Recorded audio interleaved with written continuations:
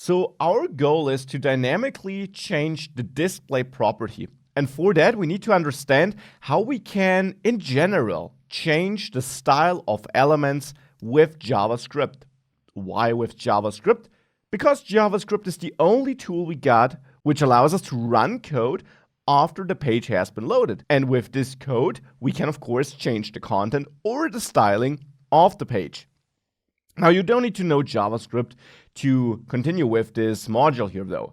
I will explain carefully what we do. It will help working with JavaScript in general if you pick up a JavaScript focused course along the way, though. But for this course, to complete this course, you'll definitely not need it. So, we need to add JavaScript. And we could add it inline in our index.html file by adding script tags like this. We can add them in the head section or in the body section and also at the end of the body section, which typically is the wiser way of doing it, because this way it will ensure that all the HTML code has been parsed already and we can safely access it at the point of time our script runs. I, however, won't add my script code to the HTML file. I'll put it in a separate JavaScript file as we did it for our CSS code too. So I'll simply create a new file in the project folder and I'll name it shared.js, because actually the code I put in here will be shared across the different pages of the project. Now that shared.js file can now be imported with the help of these script tags, and you need an opening and closing script tag, that's important. And here in the index.html file, in our root project folder, at the end of the body section, but before the closing body tag, I'll add script source src, and now simply a link to the shared.js file. Basically, just as we did it with the CSS imports, the import syntax is just a bit different. With that, we execute that shared.js file, and a quick way of demonstrating this is to simply throw an alert where we say this works. This will create a browser default overlay alert, and let's see how this looks like. If I reload this page, here we see this works. That is how such a browser alert looks like. It's not the best user experience, so we're not going to use this for our normal UI interaction with the user. So let's get rid of that alert. It was just a test to see if the file is getting imported. And let's instead now focus on accessing the styles of HTML elements. This actually is a two-step process.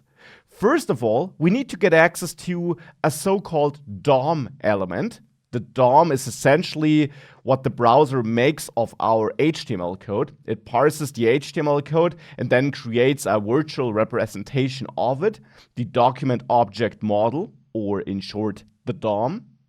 And we can essentially access the elements in the DOM via JavaScript and then manipulate them. We can manipulate their attributes, we can execute certain actions, we can listen to events on them, we can access their styles, we can access their CSS classes, we can access their content, we can even add and remove elements. These are all things you learn in a JavaScript focus course, though. We'll focus on selecting the elements and working with their styles or CSS classes. So how do we select the element? Let's go back to the index.html file and let's try selecting that backdrop. Now, how could we do that? You can actually select elements with JavaScript in a similar way as you select them via CSS. You can select them by tag, by ID, by attribute, or by class. And the detailed ways of selecting elements, again, are the topic of a JavaScript focus course. The general approach always is the same. So let me show you how it works. In the shared.js file, I'll first of all create a so-called variable to store the selected element, you could say, so that we can later use it. I want to select the backdrop, so I'll name the variable backdrop, but the variable name is really up to you. It doesn't have to be the same name as the class. This is not required. So this variable should hold a value. It should hold a reference to the HTML element, to the DOM element. And we do this by using the document object. This is a default element, you can say, we can access in the JavaScript code provided by the browser. It gives us access to the parsed document. Remember I was talking about the document object model? Well, this gives us basically access to that document object model. On the document, we can access a lot of properties and methods, and the method we'll need to get access to an element is the query selector method. Query selector is executed like this with parentheses, and then we pass an argument within the parentheses. And this argument now actually is just a normal CSS selector, just as you could put it into your CSS code too. You can use a tag here, an ID, an attribute selector, or a class selector. And you can also use combinators, like you could do some class and then another class to point at an element which has another class which has some parent with some class. Here, however, I'm interested in an element with backdrop. So this is how I can select my backdrop. Now here's a nice way of seeing what we actually selected. We can use console log backdrop like this. Let's save that code and go back to the page. And now make sure to open your developer tools and open that console tab there. If you now reload the page, you should see the log here coming from our JavaScript files, and it should log the element it's selected. It logs it in element view here. If you change console log to console dir, you actually see it in an object notation. Now this is basically the object you can now work with in JavaScript. And you see it's an object with a lot of properties and methods you can call. This is the DOM representation of the HTML element, and it is what we can work with. Now important, our backdrop here essentially selects elements by class. Now query selector will always just select one element, the first element with that selector it finds. Since this is a CSS class selector, it could find multiple occurrences. Now query selector, as I just said, will always select the first one. If you get a case where you need to get access to all of them in a so-called array, you can use query selector all.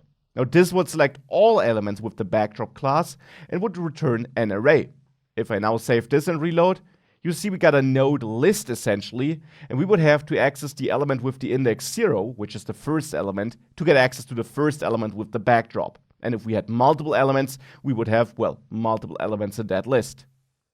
However, back to query selector, because I just want to have the first element, I only got one anyways, I just wanted to show you that this alternative exists. So this is how we access an element.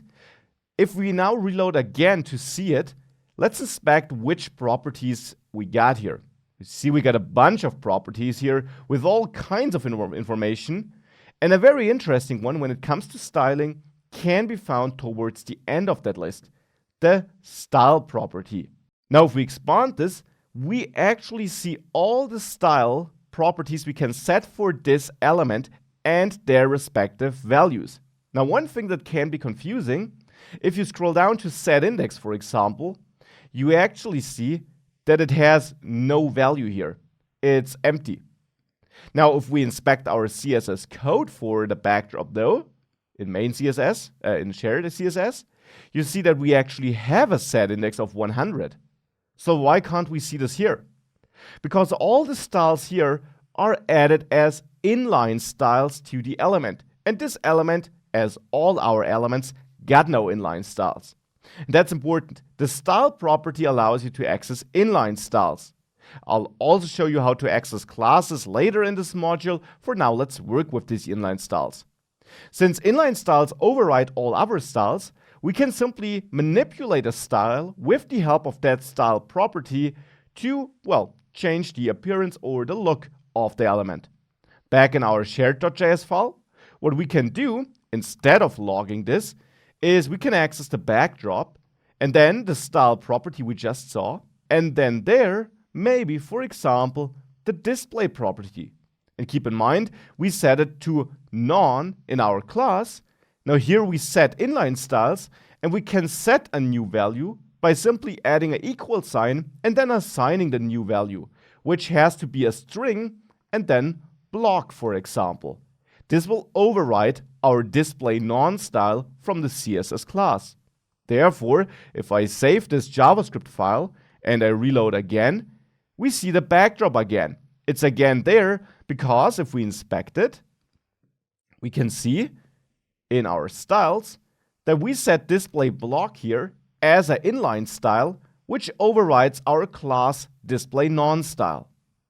This is how we can select elements in JavaScript and how we can manipulate the styles. Now let's also add an event listener to not do this by default, but to instead manipulate what needs to be manipulated whenever we click one of these choose plan buttons here.